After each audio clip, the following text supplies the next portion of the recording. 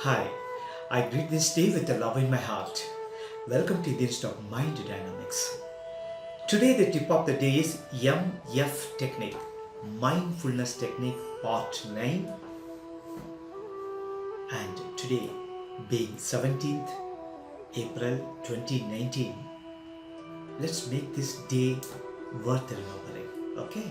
And coming to this day, 17th April in 1897, Nisarga Datta Maharaj, one of the spiritual guru who propagated Advaita, the science of what he call dualism, was born in Bombay. Okay, I bow my head to that guru. The same day, 17th April 1975, Sarvapalli Radhakrishnan, our second president of India, passed away. And also this day, 17th April, is considered to be Hemophilia Day. This is one of the rarest disease. The blood doesn't clot. So they observe throughout the world. It's the World Hemophilia Day today. Well, coming to my subject, mindfulness. Mindfulness is a noun usually defined as a state of being quality in presence and aware what is going on around, aware of other things. In other words, it is a psychological process in which we pay attention to the present with the real intention. Depend upon our intensity of our intention, we learn so many things in life. We observe so many things in our life and we learn because we are a continuous learner from the womb to tomb. So if you understand this mindfulness, it's beautiful. That's why I'm bringing this concept to you. And this has been taught us from the day where Buddhism, significant element of Buddhism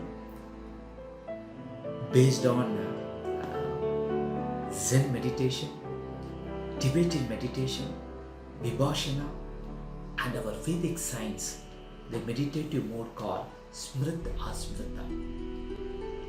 All is being told us and we are being enlightened us, but of late, when the modernized era, we have forgotten these important factors. So I'm trying to dig out the information related to mind dynamics and passing on to you. I feel great, immense pleasure in doing this. Now, today the problem is people won't realize the importance of the present. They always worry about the past and think about the future. This has been indicated in all my videos. And most importantly, these people whom I refer as a mindfulness, it's awareness. They always think positively and the perception ability enhance and they become a very big leader, guru and guide and philosophy to many.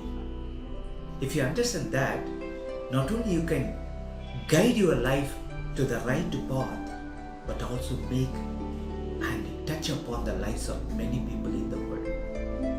Now when I say perception, normal tendency of the human being is they think about fortune and misfortune. For example, if I get a lottery of 10 crores, let us say, oh, I'm fortunate to have that. If I lose money in business, it's a misfortune. If you get a good wife, oh, fortunate. In case if it is not according to the tune, it's a misfortune. Students, if they expect the mark which they could able to perform an examination, they are very fortunate. If they fail to get the mark, they are misfortune. So this is what we gauge in life in a different aspect, fortune and misfortune. I would like to illustrate a story on this. There used to be a village. A farmer lived with a beautiful family of wife, 3 elder daughters and one younger son. All of them are grown up, and he had a small paddy field which he has planted paddy and he was living on that. The neighbors and friends used to tell him, "What a misfortunate, you are having 3 girls. How are you going to marry them? Marry to others? Do you have money? You don't have sufficient money to get them into wedlock. What a misfortune," they used to tell him. The farmer used to tell him, "Who knows, it is a fortune or misfortune." One day, from the forest nearby, some wild horses came into this field of paddy and devastated it. Next day morning, when the neighbors and friends saw that, he told to the farmer, "What a misfortune. You had a beautiful paddy field. It's all destroyed by the horses." The farmer said, "Who knows, it is a fortune or misfortune." The next day, some more horses came from the forest and started to take a shelter in that paddy field. Then the farmer put a fence around the field and made the horse to be owned by him. Then the villagers and friends told him, "What a fortune, you are having a horse owning, and even if you sell one horse, you can conduct your daughter's marriage merrily." The farmer said, "Who knows, it is a fortune or a misfortune." The next day, the son wants to ride one of the horse, and he stumbled, fell down and broken his leg. The next day, the villagers and friends said, "Oh, what a misfortune, your son has broken his leg, that too only one son you are having." The farmer said, "Who knows, it is a misfortune or fortune." And the next day, the nearby king announced, because he was waging a war against his enemy, so he sent the soldiers to all the nearby villages and make every home to be sent their son to the war field. So the soldiers came and took one son from their house, but this son was not taken because he is wounded. So again, the villagers and friends told him, "What a fortune, because of he is wounded, he is not taken for the war. See, my children were gone to the war." The farmer said, "Who knows, it is a fortune or misfortune." And the villagers again told him, "These 3 girls who are having, they are not that attractive. How are they going you to marry, they arrange their marriage? And it is a misfortune for you." He said, "Who knows, it is misfortune or fortune." The next day, the soldiers were visited the place. They have fallen with love with the children and the girls, and they inclined their interest. They got married in the same wedlock. So the villagers said, "What a fortune! You got to marry your children. That means 3 girls in a one wedlock. That is a one in a place. Oh, what a fortunate you are." He said, "Who knows? It's a fortune or misfortune." The story goes like this. This is what we face in life. When we fall, people say it is misfortune. When we rise, they say it is a fortune. They are only spectators. Neither they are motivating you or nor demotivating you. They are only spectators. Don't pray. Don't pay your concentrate on them. Do what you want. That's what I come to tell you through this story.